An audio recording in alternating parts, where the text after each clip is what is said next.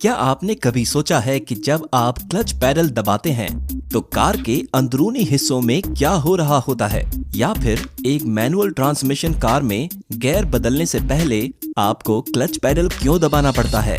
ये वीडियो आपको इन सवालों के तर्कसंगत जवाब देगा। वीडियो खत्म होने पर हम ये भी समझ पाएंगे कि किस प्रकार चढ़ाई पर गाड़ी स्टार्ट करते समय क्लच एक अहम भूमिका निभाता है। क्लच की जरूरत को समझने के लिए आइए पहले एक आंतरिक दहन इंजन वाली कार की संरचना को समझते हैं। आंतरिक दहन इंजनों का टॉर्क बैंड बहुत सीमित होता है और इस कारण से पहियों की गति को कुशलतापूर्वक बदलने के लिए आंतरिक दहन इंजन वाली कार में ट्रांसमिशन प्रणाली की जरूरत होती है। ट्रांसमिशन का प्रयोग ये सुनिश्चित करता है कि इंजन अपनी इष्टतम आरपीएम रेंज में काम करे और ये ड्राइविंग परिस्थितियों के अनुरूप गियर बदलकर पहियों की गति को नियंत्रित करने में मदद करता है। एक मैनुअल ट्रांसमिशन कार में गियर बदलना आसान काम नहीं है। मैनुअल ट्रांसमिशन में बिना झटका लगे गियर बदलने के लिए हमें इंजन से ट्रांसमिशन को हो रही ऊर्जा की आपूर्ति को रोकना पड़ेगा। लेकिन बस केवल गियर बदलने के लिए इंजन बंद कर देना व्यावहारिक नहीं है। इसीलिए क्लच का प्रयोग किया जाता है।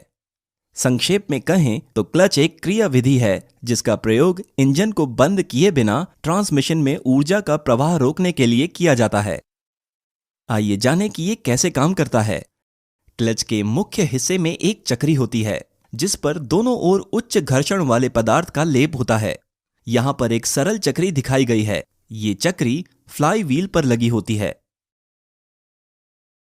अगर क्लच की चक्री पर कोई बाहरी दबाव पड़ता है तो घर्षण के कारण चक्री भी फ्लाई व्हील के साथ घूमेगी।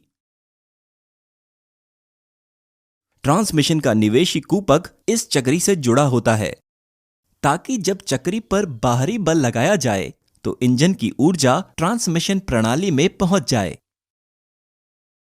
ये बाहरी बल एक दाब प्लेट स्प्रिंग प्रणाली द्वारा लगाया जाता है जिसका आवरण फ्लाई व्हील के साथ मजबूती से जुड़ा होता है।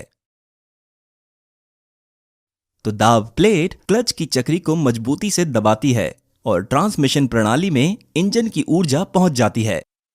लेकिन यह सब कुछ तब होता है जब सामान्य तरीके की ड्राइविंग की जा रही हो। तो फिर क्लच की सहायता से ऊर्जा वियोजन कैसे काम करता है? वियोजन के उद्देश्य से दाब प्लेट के संयोजन में एक विशेष कमानी या स्प्रिंग लगाई जाती है। इस स्प्रिंग को डायफ्राम स्प्रिंग कहते हैं। डायफ्राम स्प्रिंग को बेहतर तरीके से समझने के लिए मान लेते हैं। डायफ्राम स्प्रिंग की गति वृत्त के चारों ओर निश्चित है। इस स्थिति में अगर आप स्प्रिंग का केंद्रीय हिस्सा दबाएंगे जैसा कि यहां दिखाया गया है तो इसका बाहरी हिस्सा इसके ठीक विपरीत दिशा में घूमेगा। डायफ्राम स्प्रिंग दाब प्लेट और आवरण के बीच में लगी होती है। इस व्यवस्था को बेहतर तरीके से समझने के लिए आइए इस संयोजन का दूसरा भाग देखते हैं। डायफ्राम स्प्रिंग का बाहरी हिस्सा दाब प्लेट से जुड़ा होता है। इसका मतलब है कि यदि आप आंतरिक हिस्से को दबाएंगे जैसा कि यहां दिखाया गया है तो दाब चक्री घर्षण चक्री से दूर हट जाएगी। इस प्रकार ट्रांसमिशन को ऊर्जा का प्रवाह रुक जाएगा। जब आप क्लच पैडल दबाते हैं तो बिल्कुल ऐसा ही होता है। एक द्रव चलित प्रणाली क्लच की गति को डायफ्राम स्प्रिंग के केंद्र तक भेजती है और जब डायफ्राम स्प्रिंग दबा हुआ होता है तो ऊर्जा का प्रवाह रुक जाता है। इस समय आप गियर बदल सकते हैं और गियर बदल जाने के बाद ऊर्जा का बहाव फिर से चालू हो जाता है। तो क्लच ऐसे काम करता है। एक वास्तविक क्लच में आप एक कुंडली कमानी देख सकते हैं। इस कमानी का क्या काम है? इनका प्रयोग इंजन शक्ति से पैदा होने वाले उतार चढ़ाव और कंपन को सुगम बनाने के लिए किया जाता है। ये तो स्पष्ट है कि केंद्र और चक्री आपस में सीधे जुड़े हुए नहीं होते हैं। इंजन शक्ति पहले चक्री तक पहुंचती है, फिर स्प्रिंग में अंतरित होती है और अंत में निर्गम केंद्र तक जाती है। इसका मतलब ये हुआ कि स्प्रिंग इंजन से पैदा हुए ऊर्जा प्रवाह के ज्यादातर उतार चढ़ाव को खत्म कर देती है और वाहन की गति और अधिक सुगम हो जाती है। अब मैनुअल ट्रांसमिशन कार चलाने में अत्याधिक महत्वपूर्ण और कठिन कार्य का पता लगाते हैं। यानी चढ़ाई पर गाड़ी स्टार्ट करना।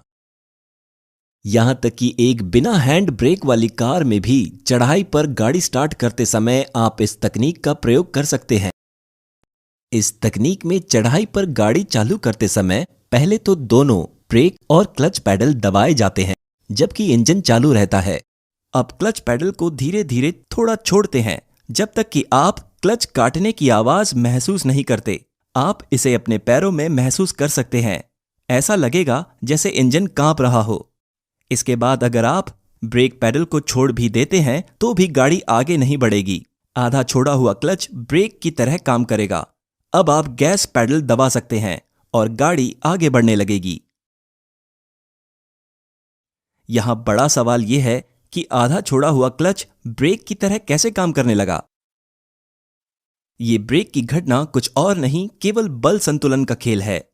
पूर्ण बल संतुलन की स्थिति में गाड़ी आगे नहीं बढ़ पाएगी और गुरुत्वाकर्षण पहियों में स्थैतिक घर्षण बल के बराबर होगा। एक अन्य बल संतुलन ने गाड़ी के पहियों को घूमने से रोका है।